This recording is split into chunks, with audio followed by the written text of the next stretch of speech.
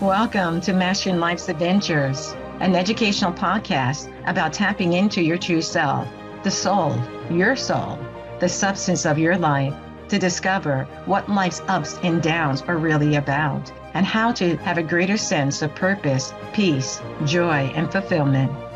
I am Dr. Judith Holder, your host, coach psychologist, fellow seeker who enjoys diving into the connections between spirituality, psychology, wellness, and your everyday life's adventures. All preparing and polishing you like the facets of a magnificent diamond to be your best self. If you're craving more from your life, you are in the right place. Come, let's journey together and transforming what you know into who you really are. Mastering Life's Adventures begins now. If you keep repeating the same relationship story, the problem isn't that you don't know better. It's that your emotions learned a habit before your mind learned the truth. Today, we're going to rewrite the pattern so love starts feeling like truth, not stress. I'm back from another key to soul progress. And today the key is rewrite the pattern. Welcome to my new series, Love and Rewritten. This isn't only about romantic relationships. It's about all relationships, family, friendships, work relationships, and even your relationship with yourself. Because you don't really learn love in your head. You learn love in real moments, when you feel ignored, when you feel misunderstood, when you're tempted to shut down, when you want to lash out, when you feel that pull to chase or to run. That's where the heart gets refined. That's where the soul grows, matures, advances. And we think about scriptures. It says, keep thy heart with all diligence, for out of it are the issues of life. Proverbs chapter 4, verse 23 in the King James Version. Today, we're going to deal with something that shapes your whole life. Why do I keep repeating the same relationship patterns, even when I know better? And I thought that would be something to get into as we move into February. Because haven't we all had that? That we have certain patterns that seem like they keep on repeating themselves? Different faces, but same patterns? Think of it in this way. A relationship pattern is your default setting. It's what you do automatically when you feel love, fear, pressure, or rejection. Most people don't choose the defaults on purpose. They've learned them. If love felt unsafe, you might cling, chase, over-explain, or need constant reassurance. If love felt conditional, you might overgive and hope you earn security. And if love came with criticism, you might confuse criticism with closeness. And if love disappeared suddenly, you might leave first so you can't be left. That doesn't mean you're broken. It means your emotional body, your emotional self, learned a strategy. And here's the spiritual teaching underneath it. Your soul doesn't punish you with patterns. Your soul, who is tied to your Christ self, reveals patterns so you can outgrow them, make different choices. Because the soul's job is not just feel better. The soul's job is become more whole, more truthful, more steady, more loving, more aligned. That's soul progress. So feelings in relationships that kind of write the scripts for us related to fear, anger, grief, desire, each carry a lot of creative power, a lot of creative force. They don't just happen inside you. They shape what you say, what you do, what you allow, and what you repeat. Here's what that looks like in one's life. For example, fear can look like overthinking texts when you receive them, needing quick reassurance due to feelings this kind of angstiness inside of insecurities, which is another form of anxiety and another form of fear.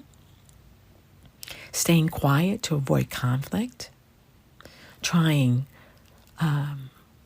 controlling plans and outcomes. Fear often says, I might lose love. I'm talking about these major emotions that happen within us, which I talked about a little bit in my last episode, but now we're kind of looking at it as relates to this whole area of rewrite the pattern. How do I go about rewriting these patterns? How do I begin that process? I want you to think about being on the yellow brick road to greater wisdom and awareness that will help you rewrite these patterns. We just finished talking about fear. Let's talk about anger and what anger looks like. It may be sarcasm. It may be shutting down in the form of sulking. It may be saying you're fine, quote unquote, but cold and distant, keeping score. Anger often says, something in me feels crossed. Now, grief can look like numbness. I don't care anymore, even though you may still care about a situation or person. Pulling away from people who love you. Grief often says, something mattered and I lost it. And now the last one I'm going to talk about is related to desire and what that can look like. It can like choosing chemistry over character, settling for attention instead of commitment, chasing someone unavailable. Desire often says, I want union, I want closeness. These types of emotions are not your enemies. Ancient spiritual teachings say emotion is energy moving through your life. And the question is not, do I have emotion? The question is, what am I doing with it? So the soul's task is not to suppress your emotions. The soul's task is to educate them, to help you to learn to transform them. And as I mentioned in my last episode, it relates to emotional alchemy. Changing those base metals in ourselves into the finer gold of who we truly are. Our soul, our spirit spark, the energy that exists within us is the I am presence, the creator that wishes to flow through us as a vehicle of releasing light into the world and into our daily activities. And here's a key question to ask yourself related to right use of power. The moment emotions stop saying, how do I protect myself? And begin asking, how may I serve truth? This is true freedom. And let me give you some helpful examples from the perspective of old script that you may be saying to yourself to new script in how you make this shift. For example, you get I need to talk text. Old script, panic, overthink, send 5 messages to figure out what's up. The new script, moving into awareness of your soul and settling into a spiritual understanding of who you are and practicing that. And that may require breathing, waiting, and asking, what's the truth? What's true and needed here in this situation? You might text back, for example, okay, when's a good time to talk? And then you stop feeding this fear story. Okay, when's a good time to talk? You're not going to get into overthinking or being panicky about it. You're just going to be straightforward and ask, when's a good time to talk? This stops feeding the fear story. Another example, your partner seems distant. Your old script would move into accusing, withdrawing, testing them to see if they really are still interested in you or still love you. The new script would be name the need calmly and ask for a real conversation. So instead of, you don't care about me anymore, you might say, hey, I'm noticing that we felt a little disconnected this week. I miss you. Can we talk tonight for 10 minutes? Just us, no phones. And if you feel anxious or tempted to test them, like going cold to see if they chase you, you might say, I'm feeling a little insecure right now, and I don't want to make up stories in my head. Can we talk? Can you tell me where you're at? You're asking true, sincere questions, but not from the point of neediness, but from the point of awareness. That you see a certain behavior, and instead of trying to interpret it, you're trying to ask to get more information. And why this matters to the soul? Because the soul grows when you stop trying to get safety through control and start creating safety through truth and trying to determine what is truly happening in this situation. Here's another example related to a family member who makes stinging types of comments, sarcastic comments, or comments that just irk you. So the old script would be swallow it, whatever they said to you, and then simmer for 2 days or more. The new script that you're trying to work from is address it respectfully before resentment and irritation grows in you. For example, take your aunt, your mother, your brother, or your uncle who says to you, so, are you still single? And you might say, I know you may not mean anything by it, but that question stings. And if you want to ask about my life, I'm happy to share, just not in that way.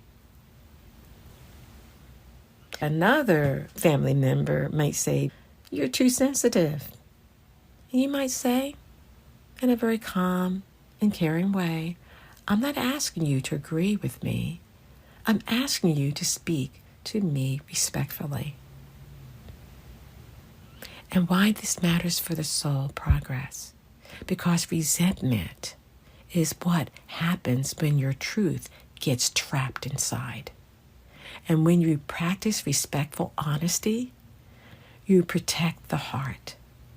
And a protected heart stays aligned. That is what love looks like when it's practiced. This is where the soul grows, right in the midst of real life experiences, everyday experiences that are happening to you. Let me tell you about Maya. Give you a story. Maya was warm, smart, and loyal. She was also exhausted, not from work, but from love. Her relationships always began with strong chemistry and deep talks. And then slowly, she'd become the one holding the whole relationship up. She would be the one explaining, reassuring, forgiving, waiting, and saying, I must have done something wrong. And her friends would say, Maya, you deserve better. But Maya didn't know how to choose better because she wasn't choosing from worth.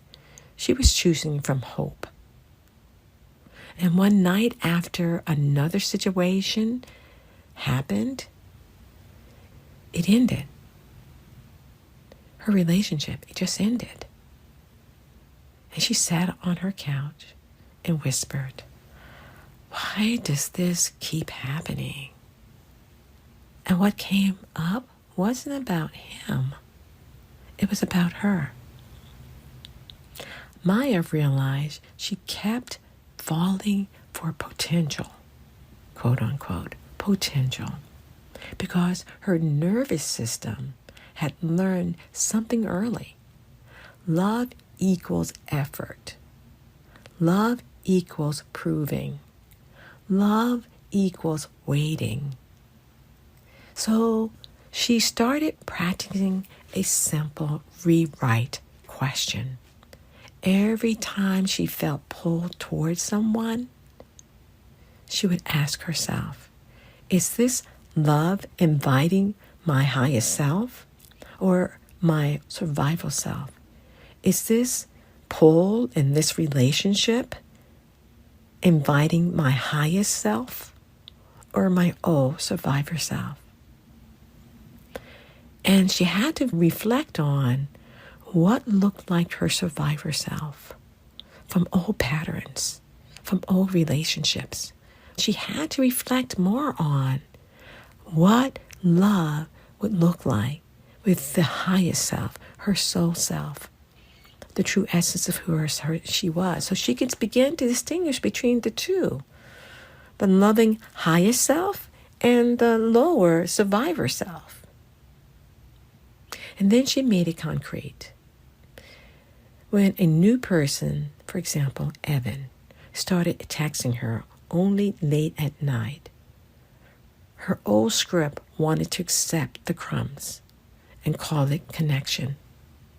But her new script asked her higher self, inviting that soul essence of who she is and coming to learn more about, asked, what does truth require?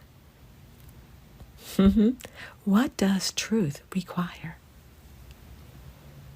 So she said, calmly, not dramatically, I like talking with you, but I'm not available for late night, last minute plans. If you want to see me, let's plan something in advance.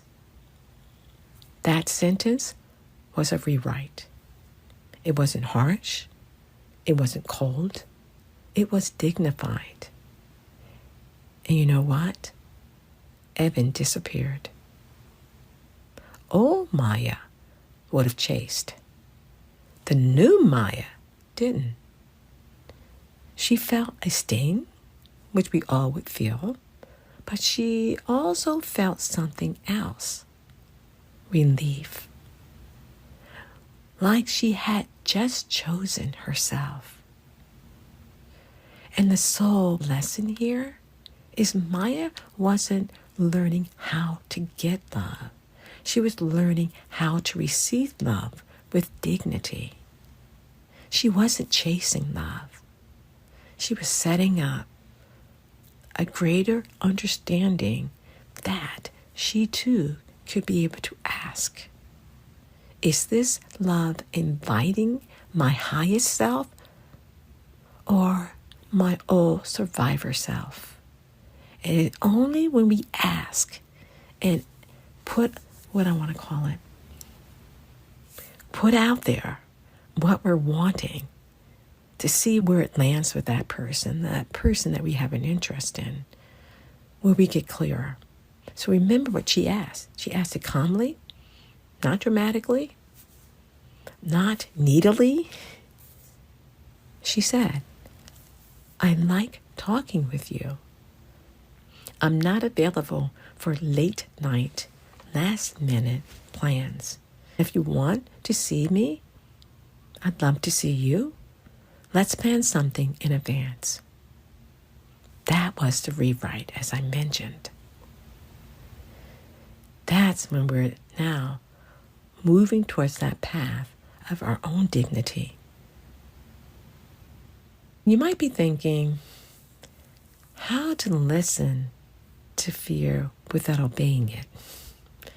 Sometimes our fear pushes us out there and we move towards literally obeying the very thing that we're fearful of because we don't want to lose something. I understand no one likes loss. Hear me out. This may be helpful in terms of listening to oneself. And it may be part of the clarity that people need. Listening to fear doesn't mean following it. It means understanding what it's trying to protect. Maya used a 3-step practice that we talked about in the last episode that worked for her. And think about whether it might be helpful for you. She named it, the situation. This is fear. I'm going to have to ask this question. I'm going to have to determine where this relationship is going. She located it in her body. Where is it in my body? Tightness of chest, stomach heavy, throat tight. And she asked the higher question. Not, how do I get rid of this feeling? But, what does truth require of me right now? What do I need to do right now in this situation with Evan? And she got her answer and she proceeded to move forward. So sometimes truth required her to wait. Sometimes truth required her to say no. Sometimes truth required her to stop explaining. Sometimes truth required her to ask the question. That's how fear becomes discernment. That's how fear starts to lose its hold over us. Willing to ask the truth of ourselves to inform us about our next best step. And here's another helpful view or picture that might be helpful in our discussion about fear and any other type of emotion you can put in the blank of fear. Fear is like a smoke alarm. Sometimes it warns you about real danger. Sometimes it goes off because you burnt toast. Your job is to check. Is this danger or a sensitivity? That's emotional maturity. Now let's shift to a different kind of relationship, work. Andrea loved his job. Tony loved his job. Jim loved his job. But he had a coworker named Mark who constantly provoked him with interruptions, with criticism, subtle disrespectful behavior he would show towards Jim. And Jim was trying to be spiritual, so he kept being, quote unquote, nice. But inside, resentment built. And after one meeting where Mark dismissed him publicly, Jim felt his jaw tighten and his face got hot. He thought, I'm about to explode. And instead, he stepped into the bathroom, looked in the mirror, and he said something honest. My anger is not the enemy. My silence is.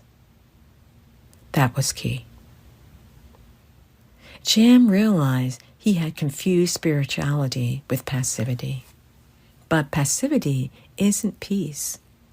It's fear of conflict. So he practiced one sentence, the dignity sentence. Mark, I'm open to feedback, but dismissing me publicly isn't productive. And if there is an issue, let's discuss it directly. Not yelling, no sarcasm, no shrinking, just truth. Mark backed down. Jim's body felt different afterwards. Not braced, not tight, but steady. This was a progress lesson for Jim. He learned anger can become clarity, not chaos, when guided with truth. When we have these strong emotions, we can always say, "What's up? What is really going on here?" And then, in a respectful and a dignified way, share our truth. Let's take Linda.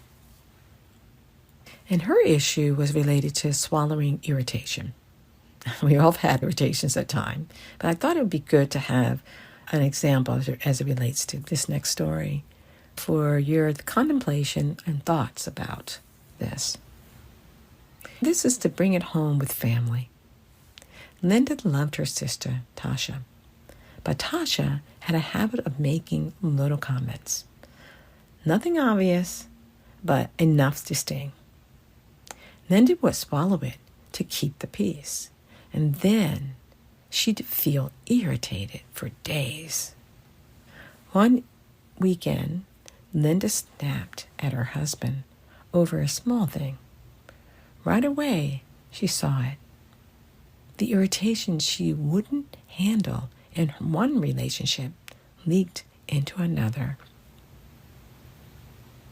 And that's a spiritual principle. Unresolved energy doesn't disappear, it migrates. So Linda decided to rewrite the pattern. The next time Tasha made a comment, Linda said, softly but clear, "Tasha, I want us to stay close, but when you say things like that, I feel judged. I'm asking for you to stop." Tasha was quiet, then said, "I didn't realize I did that." Did everything become perfect after that brief conversation? No, but the pattern changed because Linda chose honesty over silent resentment. She chose to speak truth respectfully over silent irritation. The lesson that the soul is learning through this type of experience of Linda, for example, is learning harmony is not pretending. Harmony is alignment. As we're running down this episode, I thought about maybe it'd be helpful to walk away or in this, with something that you can be able to do as we've been talking about this reset. Number one, the 2-second soul pause. Before you respond, pause for 2 seconds. In that pause, ask, am I about to protect myself or serve truth? 2, weekly pattern prompt. Take 5 minutes and write. The pattern I repeat is, and this is after you reflected and observed your behavior, ask these 4 prompts. The pattern I repeat is, the feeling underneath it is this. The need I'm afraid to name is, the brave, truth-based choice I will practice is this. And then the 3rd step is the dignity sentence. Prepare 1 sentence for your most common pattern. Something you can remember to do and see it on your mirror or see it as you're walking out the door. That's just a reminder that you may say, I prefer for you to speak with me respect. I'm more than open to hearing what you have to say. Or I care about you and I'm not agreeing to that way on which you're behaving, acting, or engaging with me. And I prefer this. Or I need time to think about what you've just said. And as opposed to trying to have something to say immediately, when you know you tend to be a person who needs to take the time. What you're trying to do in these dignity sentences is be short, calm, and clear. You don't want to be mean-spirited. You don't want to be nasty. You don't want to be irritating. They irritated me, so I'm irritating them back again. This is a dignity statement. Dignity allows you to anchor in something that allows you to feel good about what you want to say to the other person, in spite of what they're saying to you. The last step is number 4, which I call the heart alignment. Figuratively or physically, put your hand on your heart. Breathe once and say, I choose love with truth. I choose peace with boundaries. I choose my highest self, my soul self, the essence of my life, to lead, to guide, to direct me. And this is not performance, it's training. It's training you to learn how to transform, to how to rewrite these repeated patterns that keep on coming up, and begin to move now to write new patterns. Now, and over time, becomes normal for you to be able to do. So today, we begin this series with one key: rewrite the pattern. Your patterns aren't proof you're broken. They're proof you're learning.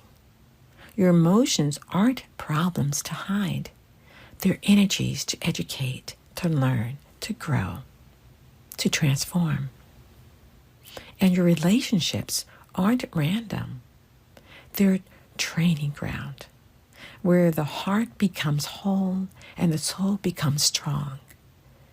And before we close, I'd like to hear from you. And here's your question I would love to hear about. What relationship pattern am I ready to rewrite? Something to think about. Bye for now. Thank you for joining me for this episode on Mastering Life's Adventures, being your best self through soul evolution. If you have enjoyed what you've heard today, I would be delighted if you would share this episode with others, leave a thumbs up, and subscribe to my Mastering Life's Adventures podcast. Look forward to your joining the next episode. Please leave any comments or suggestions you might have below. Bye for now.